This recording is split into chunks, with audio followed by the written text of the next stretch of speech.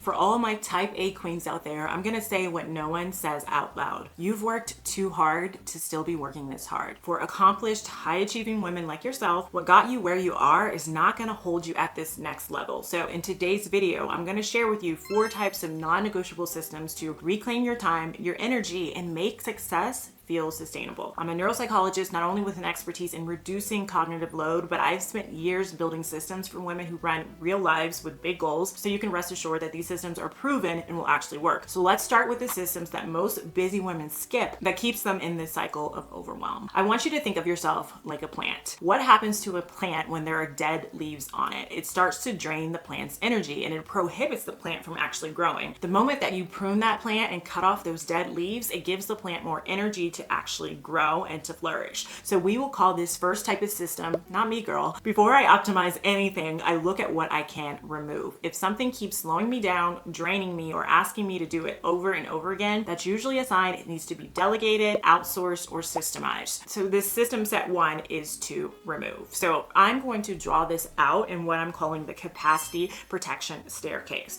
So let's draw the staircase here. All right, and this first step, the not me girl, is to remove. Okay, and this is also called delegating, so we'll put that down here. And you're gonna start with what should no longer live on your plate. So let me draw this out too. Remember, you're that plant, so let's draw a flower here. All right, and let's say you have some living leaves, but you also have some dead ones that need to be pruned, okay? So we're gonna imagine hacking these 3 off. So the first one is outsourcing bottlenecks in your business. And that's going to be anything that, like, you need to double down on your business, but you can't because there's something holding you back and there's something holding up the production line. You're going to find whatever that bottleneck is that's causing you to go slower, or something that's leaky, or it's really important, but you just can't get it done. Those are those bottlenecks. And if you are finding that you don't have the time and the space to get them done, you're going to find ways to outsource those bottlenecks in your business. Number 2 is to outsource time-sucking minutia in your home.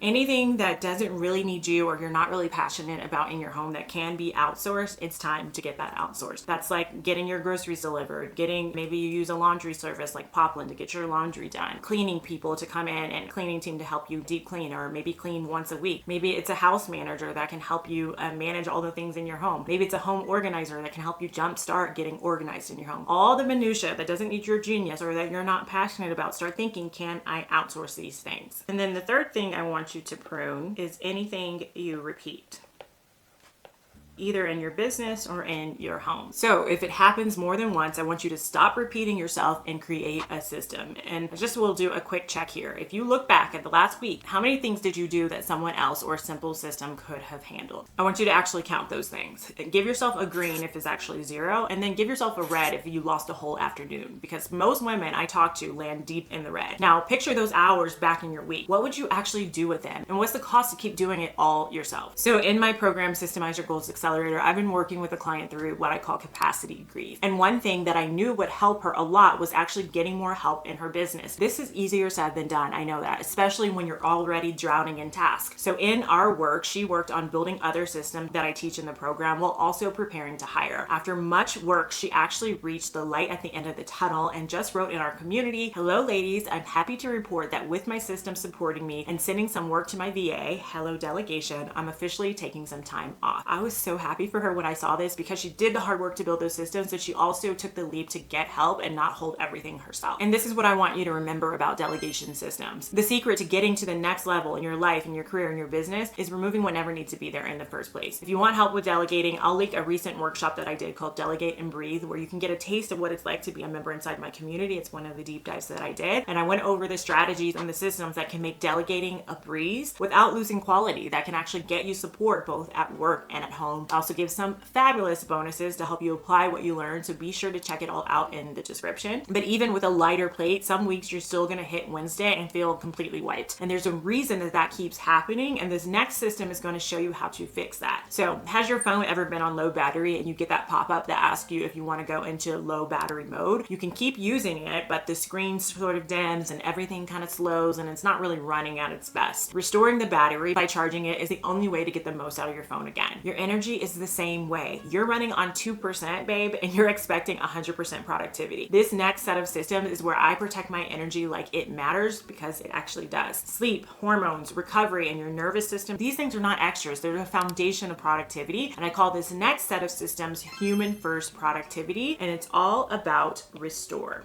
And so I'll put restore. And like I said here, this is human first productivity. And when it comes to systems to restore, I basically want you to rebuild the energy that makes everything else possible. So let's talk about what this includes. The first thing that I want to talk about here is your energy trifecta.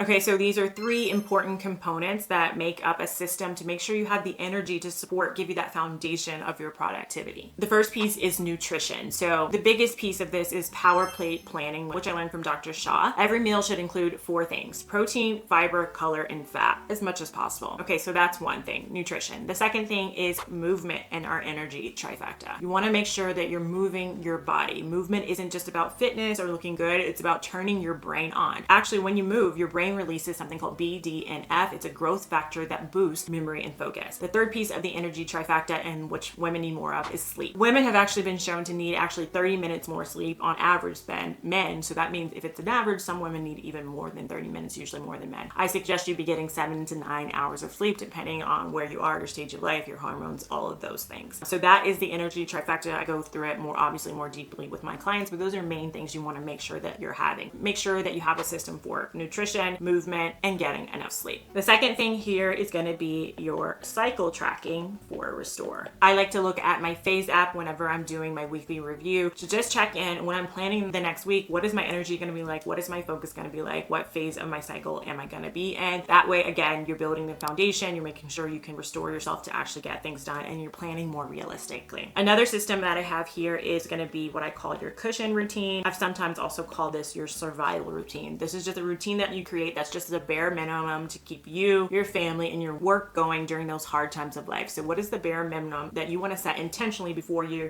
get sick, your kids get sick, maybe you're solo parenting? It's just a routine that, so everything doesn't drop away, but it also lowers expectations. Just make sure the things that are most important and essential are getting done. You want to define those beforehand so you can just go to it. I keep this in my habits and routines organizer inside my Notion. The next thing is really just about having systems to protect your wake cycles, your circadian rhythm, and your sleep. And that's going to be with the screen-free, just so I'll say SF, morning routine, and a screen-free evening routine.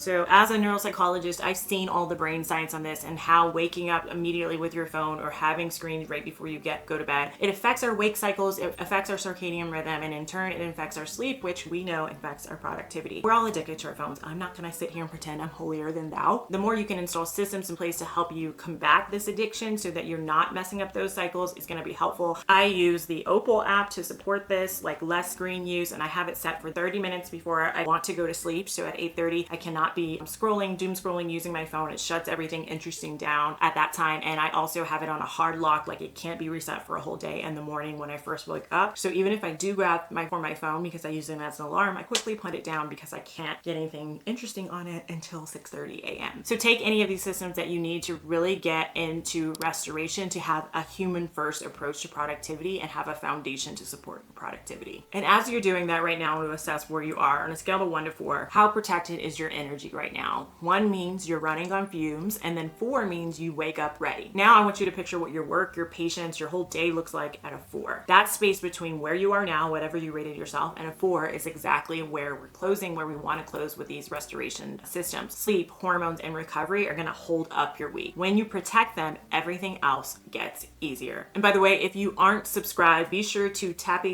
that subscribe button. It really helps me keep showing up here to give you the best information on how to reclaim your time and put an end to chronic overwhelm. All right, let's move on to the next set of systems. I want you to picture a train for a second. Powerful, it pulls all the weight mile after mile, but it never has to stop and actually figure out where to turn. The track actually already knows the way. Your week can run like that too. So once you've cleared your plate and gotten your energy back, this next piece is what holds the whole thing steady. And I call this next set of system protected rhythm. So the next step here on our thing is rhythm. So rhythm is what's going to keep your life from running on reaction mode. load. These are the patterns I come back to every week and every day, so I'm never reinventing how I live and how I work. 3 things hold my rhythm together. First are my weekly non-negotiables, the handful of things that I never skip each week. Sorry to be so forceful about it, but these are really my non-negotiable weekly routines that take care of me, my family, and my most important work. And I'll put up on the screen some examples of weekly non-negotiables. They happen no matter what else is going on. Second, my home management daily bread system is the simple daily routine that keeps my home running without me having to think about it. Now, I teach my clients my entire home management system so their house stays tidy and organized on autopilot. And I would say the most important aspect of that system is going to be your daily bread routines. They consist of things that you do in the morning and throughout the day and the evening to keep your home running. And these can be things like clutter checks, things like closing down in the evenings. Okay. Third is protected white space. It's a blocked out time on my calendar. Mine is a 3-hour block each week. And this is an open time that I guard on purpose, really seriously, so that my week has room to breathe. So when these 3 things are set, my weekly non-negotiables, my daily bread routines, and my protected white space, I'm not waking up wondering how today's gonna go. The rhythm has already answered that for me. So if we checked in with you, how many of those 3 things do you have locked in right now? And if the honest answer is none, that's probably why every week feels like you're starting over from scratch, because at the end of the day, rhythm is what keeps your week from running you, okay? Okay, so let's talk about this last piece here. And this last R here is gonna be a reduced load. Okay, I know it's 2 words, but it's an R. And this is really about having brain-friendly systems. Even when your week is running smooth, sometimes you can be left feeling like, why is my brain feeling maxed out by lunch? And that's what these systems are actually going to fix. So carrying every little decision all day is kind of like juggling while you walk. Sure, you can pull it off, but you can't look up, you can't slow down, you can't even enjoy the walk. So once your rhythm is holding and you're kind of sticking to it, there's one more set of systems that I use to make the whole week feel lighter. I keep shrinking the load that my brain has to carry, because as a neuropsychologist, I want our systems working with the way our brain works. So I make fewer decisions, I stop bouncing between tasks, and I clear out mental and visual clutter. So here's some examples of what this looks like on the day-to-day. So 1, I batch similar work into one day so that I'm not switching gears 100 times. 2, I front load my day and my week so the heavy stuff gets done while I've still got the most in my tank. 3, I lean on body doubling and the Pomodoro method when I really need to focus so there's a little structure holding me up. 4, I do things like take a walk at around 2 or 3 when I need to shake off the afternoon slump instead of chugging coffee that's going to ruin my sleep later. And then the 5th example that I can give you is I run a wind down work routine at the end of my workday